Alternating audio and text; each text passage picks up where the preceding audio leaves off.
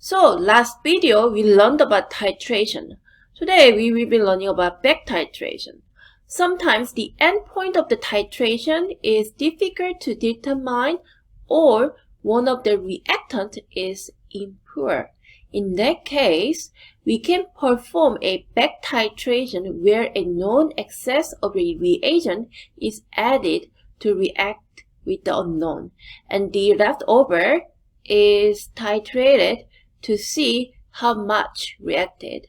So for the back titration, to do back titration calculation more specifically, we first have to write the equation for the reaction and look for the reactants whose volume and concentration are given and calculate its number of moles from the concentration using N equals C times V, concentration times volume, and use this answer and the mole ratio in the equation to determine the number of moles of the other reactants. After that, use the number of the moles and volume of the second reactant to calculate its concentration from the mole and volume. So we use the concentration equals mole divided by volume, right? N is the mole. Okay, then let's do an example together. So we have an antacid tablet with a mass of 0.300 gram that containing NaHCO3 was added to 25.00 centimeter cube of 0.125 mole per decimeter cube hydrochloric acid. After the reaction was complete, the excess hydrochloric acid required 3.50 centimeter cube of 0.200 mole per decimeter cube NaOH to react the equally balanced point in a titration. Calculate the percentage of NaHCO3 in the tablet. So we first have to write the reaction equation. So reaction 1, so let's start with the reaction number 1.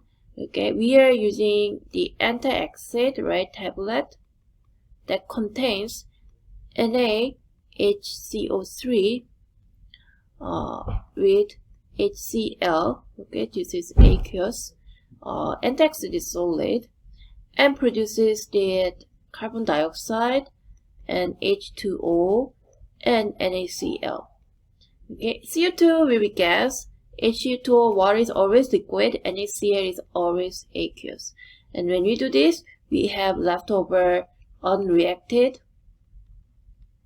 HCl. Okay, and we also know that for the concentration of HCl, it has 0.125 mole per decimeter cube concentration, right? This is the concentration, and the volume is 25.00 centimeter cube, which is equal to 0.025 decimeter cube. For the reaction 2, in this equation, okay, we have this unreacted HCl, okay, which is aqueous from the reaction 1, reacting with the sodium hydroxide, okay, which is also aqueous, producing sodium chloride, aqueous plus H2O liquid. Okay, and we also know that the sodium hydroxide has the concentration of 0.200 mole per decimeter cube. Okay, and it has the volume of 3.50 centimeter cube, which is equal to 0.00350 decimeter cube. Okay, so once you have these both reactions, okay, what you need to do is you first have to calculate the mole of the NaOH to calculate the mole of HCl. Okay, so to calculate the mole of the NaOH, we use these two values, right? Concentration and volume. So we do concentration times volume to calculate the mole of NaOH. So we do 0.200 mole per decimeter cube times 0.00 0.0350 decimeter cube. When you do this, you get 0.0007 mole. Okay? Then your mole of unreacted HCl is equal to the mole of NaOH, because it is 1:1 ratio, right? So mole of unreacted HCl is equal to 0.0007 mole. Okay? Then the mole of reacted HCl is equal to mole of total HCl, right? Minus mole of unreacted HCl. So we first have to calculate the mole of the total HCl from the reaction number 1. Okay, so mole of the total HCl is equal to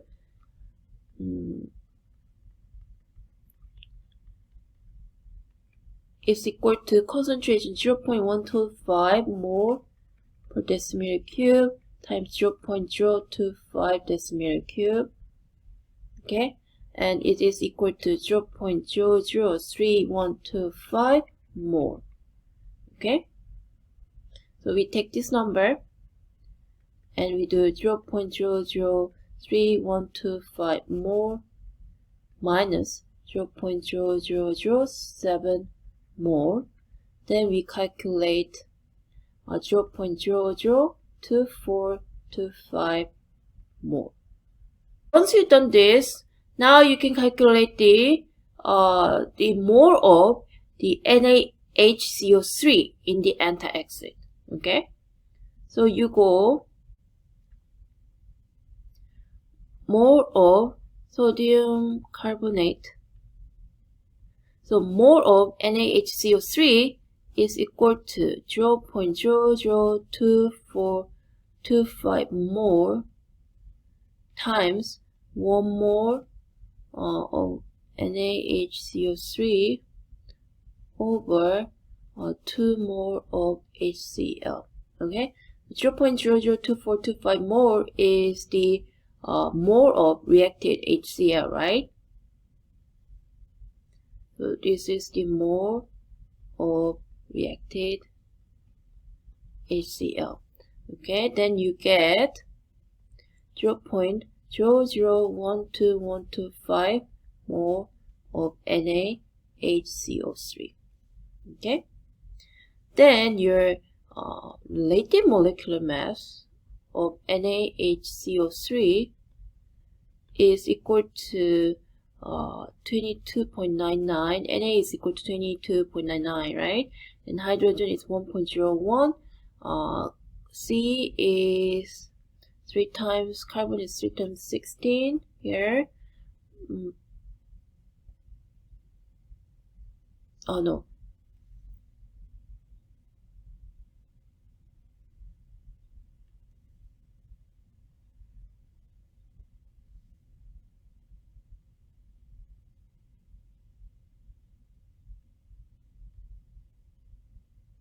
Okay, then carbon is 12.01, oxygen is 16, right? Then you get the molecular mass of the NaHCO3 as 84.01 gram per mole, right?